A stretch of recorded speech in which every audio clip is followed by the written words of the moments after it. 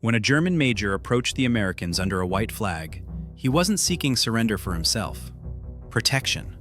For French prisoners. From his own countrymen. May 5, 1945. Just days before the official end of the war in Europe. Inside an Austrian castle, 14 VIPs, former prime ministers, generals, a tennis legend, wait behind medieval stone while an SS division climbs the mountain road. Their guards just switch sides. Now Jack Lee commands the most impossible defensive position of his career. His radio out of commission, the nearest major American forces miles away, and a single Sherman tank blocking a gate built for horses. His soldiers are Americans, and Wehrmacht, fighting together. The SS will offer no terms. They're not here to capture, they're here to erase. What breaks first? The gate, the alliance, or the idea that enemies can't become brothers when something worse is coming up the mountain? He commands a reconnaissance element from the 12th Armored Division. 14 riflemen, 1 M4 Sherman tank. Their mission is to probe for scattered German holdouts in the Austrian Alps, not to fight a defensive siege. The war in Europe is in its final days, and most Wehrmacht units are surrendering or dissolving. But Gangl is not surrendering. He brings 8 of his own soldiers and a warning. The SS officers still loyal to Hitler see the French prisoners as traitors and collaborators. If the castle falls, there will be no trial. Lee radios division headquarters for orders. Static. The mountains block the signal. He is on his own. Castle Itter sits at the top of a narrow switchback road.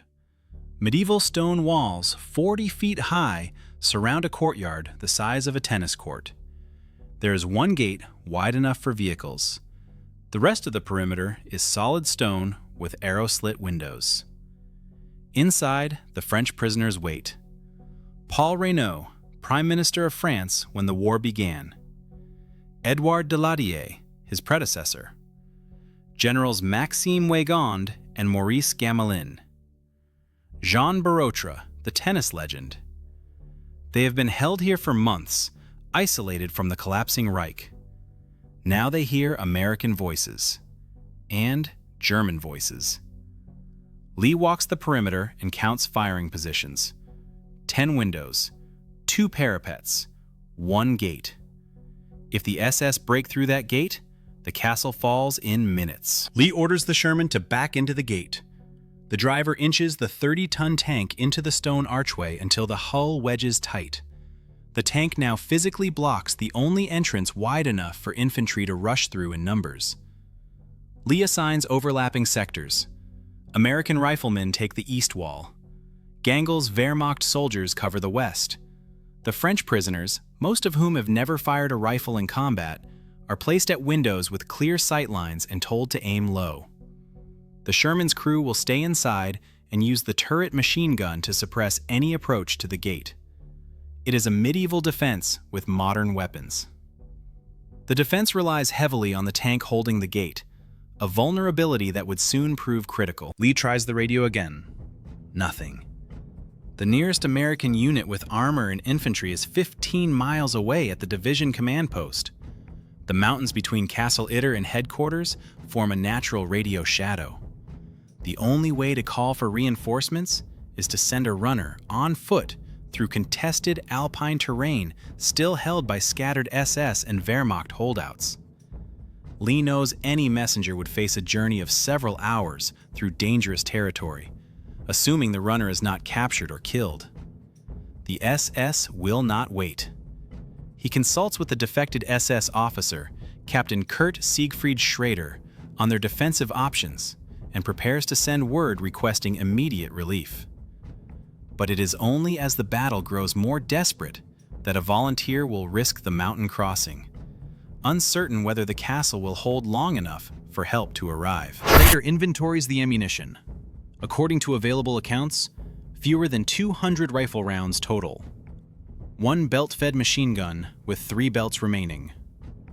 The Sherman carries high explosive and armor-piercing rounds for the main gun, but only a handful of each because the crew was sent to scout, not fight. Lee does the math. If the SS attack with 100 infantry, The defenders can engage at most 2 targets per rifleman before ammunition discipline becomes the only doctrine that matters. Gangl's Wehrmacht soldiers coordinate with the Americans, pooling their remaining ammunition supplies. The French prisoners receive 10 rounds each and a 3-sentence lesson in sight picture. Lee tells them to fire only when they can see a clear target and to make every shot count. The courtyard is too narrow for the Sherman to turn around. According to tactical accounts, Lee positioned the tank at the gatehouse, likely backing it in to face outward toward the approach road. If it needs to reverse, it will pull out of the choke point and expose the entrance. If it stays, it becomes a stationary target. Lee explains the problem to the crew. They cannot move without abandoning the defensive plan. The driver nods.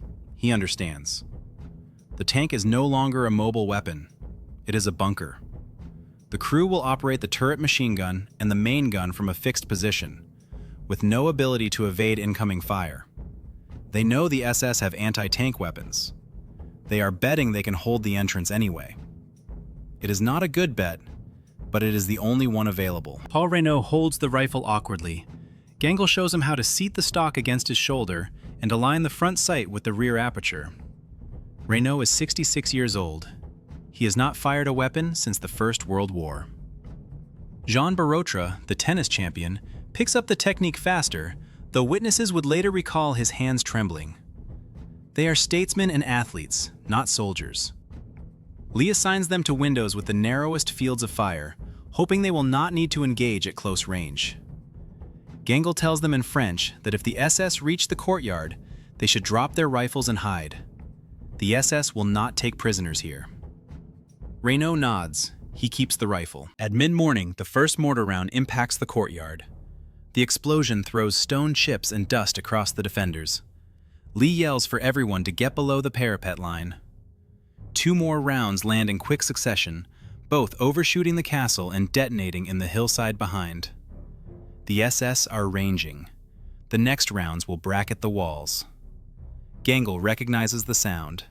80mm mortars, likely a pair of them, firing from the tree line 300 meters downslope. The castle walls will stop shrapnel, but the mortars will pin the defenders inside and cover an infantry advance. Lee orders return fire on the tree line. American and Wehrmacht riflemen begin shooting at muzzle flashes. Through the windows, Lee sees movement in the trees. SS infantry in camouflage smocks, advancing in small groups using the mortar barrage as cover. He counts at least 30 men in the first wave, likely more behind.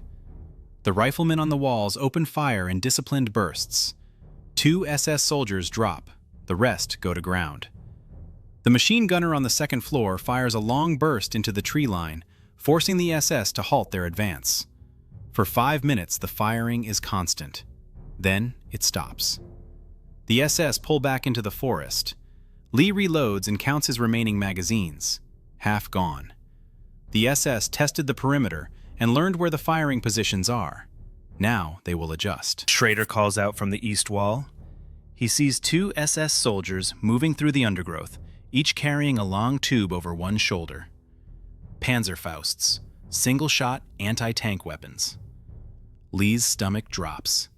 If the SS brought Panzerfausts, they know about the Sherman blocking the gate.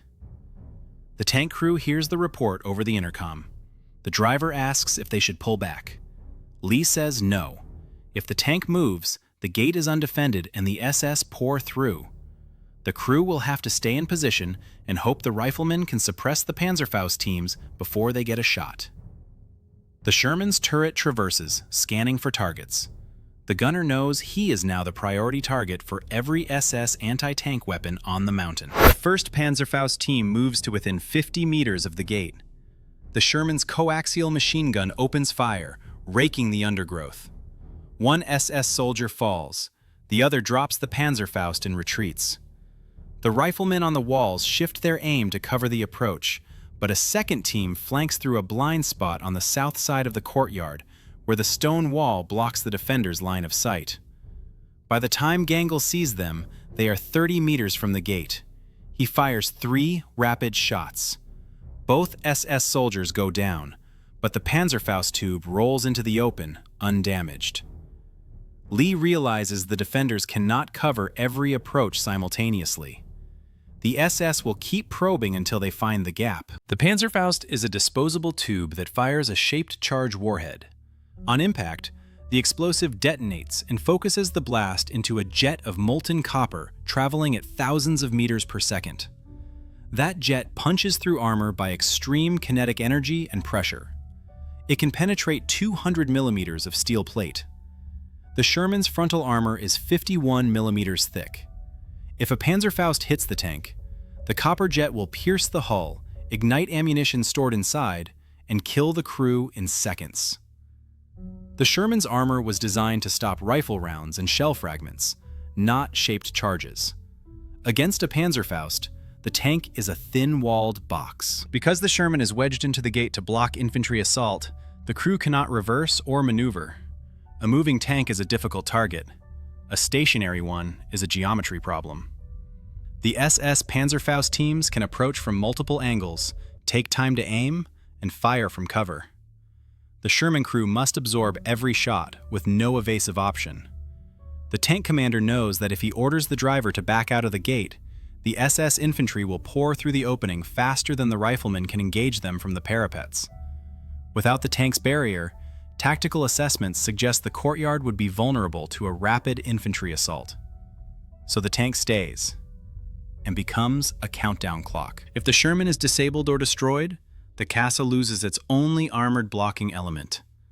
The narrow medieval gate could allow only a small group of attackers to enter at once. SS infantry can rush through in a continuous column, using the stone archway for cover as they enter the courtyard. The riflemen on the walls will have firing angles on the gate, but not enough volume to stop a determined assault. Lee understood that once the tank was gone, the SS could breach the courtyard within minutes. At that point, the defense collapses into close quarters fighting in rooms and stairwells. The French prisoners will be executed on sight. The Americans and Germans will be killed or captured. Everything depends on keeping that tank in the gate. The defenders' ammunition supply is too limited to sustain suppressive fire on multiple Panzerfaust teams simultaneously. According to tactical assessments of the battle, each rifleman has been reduced to their final rounds. The machine gunner is reportedly down to his last belt. Lee estimates the SS have at least 4 Panzerfaust tubes. If 2 or 3 teams achieve firing positions at the same time, the defenders can suppress at most 1. The others will have free shots at the stationary Sherman. The probability of a hit approaches certainty. It is no longer a question of whether the tank will be destroyed. It is a question of when. And whether help arrives before that happens. A third SS team moves into position on the east slope, shielded by a stone retaining wall. The riflemen cannot angle their fire low enough to engage them. According to historical accounts, German forces brought up an 88mm anti-tank gun. The crew takes aim and fires. The shell strikes the Sherman's hull. The shaped charge round punches through the armor. Inside the tank, Corporal Edward Simsick, the sole crewman still aboard, feels the impact as smoke begins to pour from the hatches. He scrambles out through the turret, escaping the burning vehicle. The tank is dead. The gate is open. Major Josef Gangl moves to an exposed position to draw SS fire away from his comrades. Historical accounts differ on the exact location. Some suggest a rooftop observation post, others the courtyard, but all agree on what happens next. An SS sniper positioned in the hillside above the castle has been waiting for a clear shot. A single round strikes Gangl in the head. He drops without a sound. The Sherman crew reaches cover. Gangl does not move. According to available records, his body remained where it fell, exposed to enemy fire. Whether a recovery attempt was made remains unclear, but the SS sniper's position made any such effort deadly.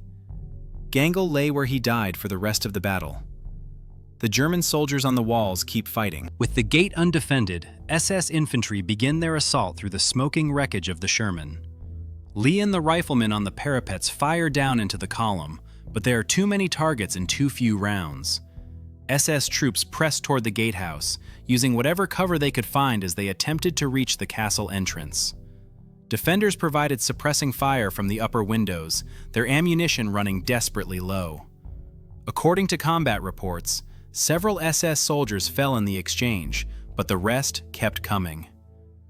The SS forces reached the outer walls, preparing to breach the gate. The French prisoners fire from the windows until their rifles click empty. The close-quarters fight is seconds away. John Borotra, the French tennis champion, volunteers for a desperate mission: to break through enemy lines and reach the nearest American unit. Lee knows it is the only chance for a relief column to arrive before the castle is overrun. According to historical accounts, Borotra changes into peasant clothing and takes a written message from Lee. He vaults the castle's 15-foot wall and sprints downhill into the forest, dodging SS patrols and mortar fire as he races approximately 5 miles toward the town of Vorgl. The defenders do not know if he will make it. They do not know if anyone will come. They reload their last magazines and prepare for hand-to-hand fighting in the castle stairwells. Borotra reaches a forward patrol from the 142nd Infantry Regiment and guides them back to Castle Itter. The relief column arrives just as SS troops enter the courtyard. American M4 tanks and half-tracks pour fire into the SS positions. The SS, caught between the castle defenders and the arriving armor, withdraw into the forest and disperse. The battle ends. According to available accounts, the defenders were down to their final clips of ammunition. The French prisoners are alive. The American and German soldiers shake hands in the courtyard. Gangl's body is moved to the castle's chapel. All 14 French prisoners survive without injury. Paul Renaud, Edouard Daladier, Generals Weygand and Gamelin, Jean Borotra, and the others walk out of the castle into American custody. They are the highest value group of Allied prisoners recovered intact in the final days of the war. The American and German soldiers who defended them gather in the courtyard, though the iconic photograph often associated with this moment, showing US and Wehrmacht troops standing as allies, remains unverified in historical archives. What is documented is the battle itself, the only known engagement where American and German forces fought side by side against a common enemy. Lee writes his after-action report that night, noting the critical role played by Major Gangl and recommending him for posthumous recognition. Major Josef Gangl was buried in Austria, where he is remembered as a hero who turned against the SS to protect civilians from execution. His defection and defense of the French prisoners is documented in declassified after-action reports and in testimony from the prisoners he saved. A street in the town of Vorgl bears his name. The Battle of Castle Itter remains the only engagement in the Second World War where American and German forces fought side by side as allies, documented in official records and survivor accounts. The battle demonstrated that even in the final chaos of a collapsing regime, individual soldiers could choose to defect and defend civilians against their own countrymen. The improvised defense of Castle Itter, with its medieval chokepoint and mixed nationality force, became a case study in small unit tactics under resource scarcity. The Sherman tank that blocked the gate, destroyed earlier in the day by an 88mm anti-tank gun, remained in place until it was reportedly cleared as scrap after the war. The castle itself remains standing in Austria as a private residence, though a memorial plaque in the nearby village honors the battle's participants. The story was largely forgotten until declassified files and survivor memoirs brought it back to light decades later.